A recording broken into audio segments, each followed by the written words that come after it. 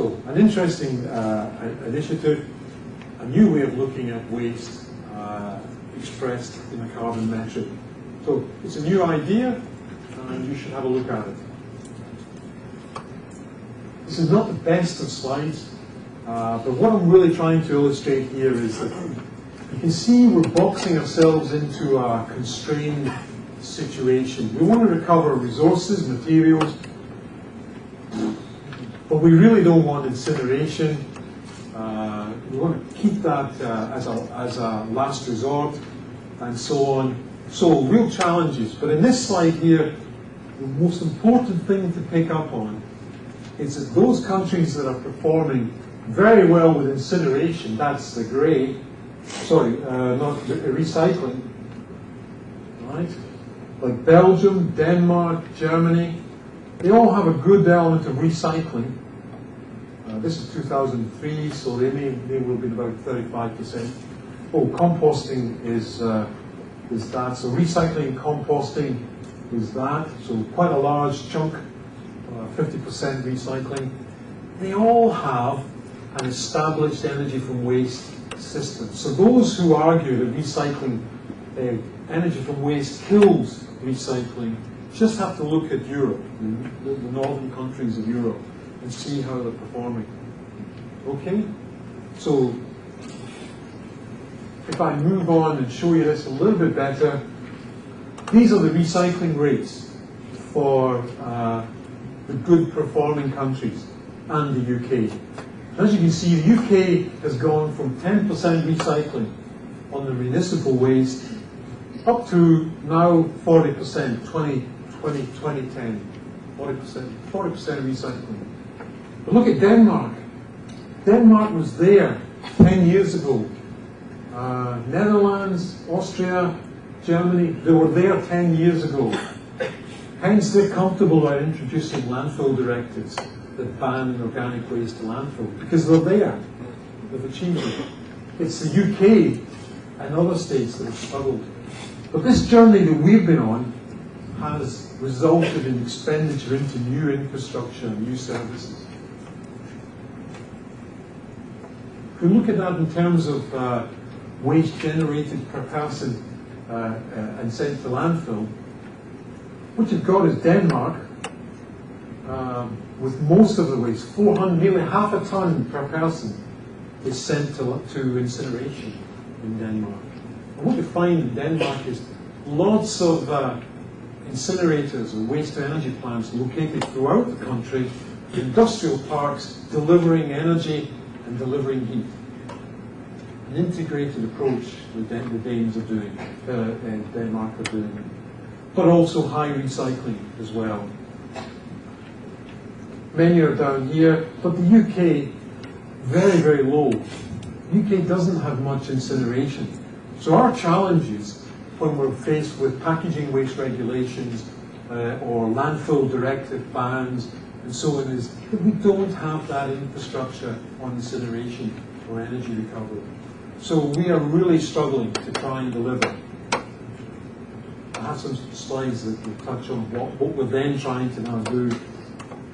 If you look at the amount of waste we're landfilling, here they all are down here. Landfilling, very, very little waste. Progressively little waste. Yet in the UK, landfill is still part of what we have to do.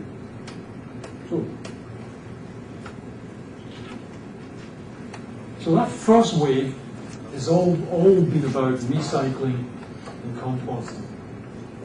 That's what we're doing now. And where the challenges lie, and where we need to focus on, is we need to push our recycling system really hard. Really hard, yeah?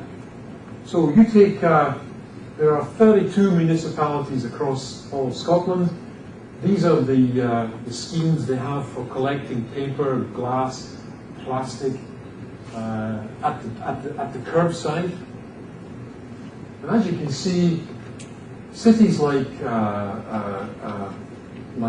Edinburgh or Glasgow, these cities don't perform very well.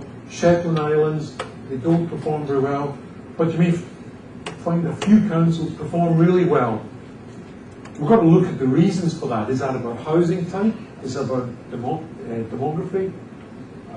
To use a word, rurality, how rural communities are. The point is that we need to be taking these levels of performance here and applying them to some of the other municipalities.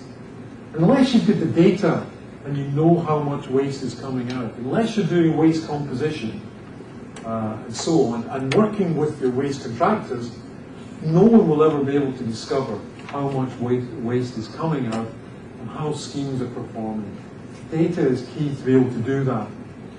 Even if we take one municipality and here's a vehicle going out for a day, here's another vehicle going out for a day, here's a posh area going out for the day, and we find the posh people are recycling well.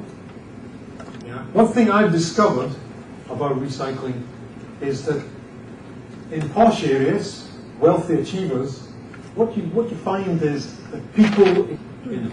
So lots of people engaged. But if you go to hard-pressed, is the ACORN classification used for that, hard-pressed communities, what you find is not many people participate. But interestingly, those who do perform as well as the wealthy achievers. So, if you recycle from a poor downtown community, you perform as well as rich people in the uptown community. So, the potential is there. It's all about getting people engaged in these programs. And engagement in these programs is critical if we want to go from 40 to 60 to 70%. Okay? So it isn't about collection systems, it isn't about service, it isn't about treatment technologies or material recovery sort. It's actually about public participation in your programs.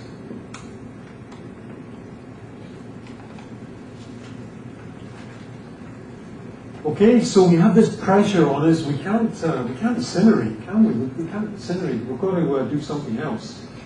So we turn our mind to mechanical biological treatment, cool waste management, as opposed to warm, hot waste management, incineration.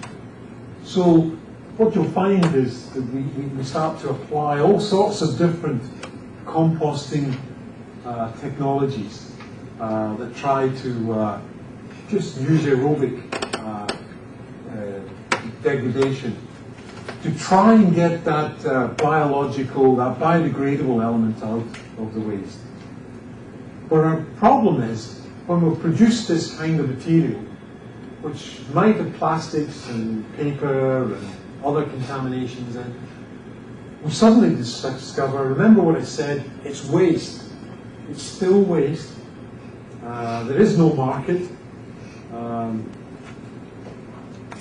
but there's a political will in New Zealand, in Australia, to deliver on recycling. And the elephant in the room in Australia is incineration. They really don't want to see incineration, which is why when you, if I'm able to do this, when you go to Australia, you find they're trying to do different things with their waste, rather than burn it. It's an interesting situation. So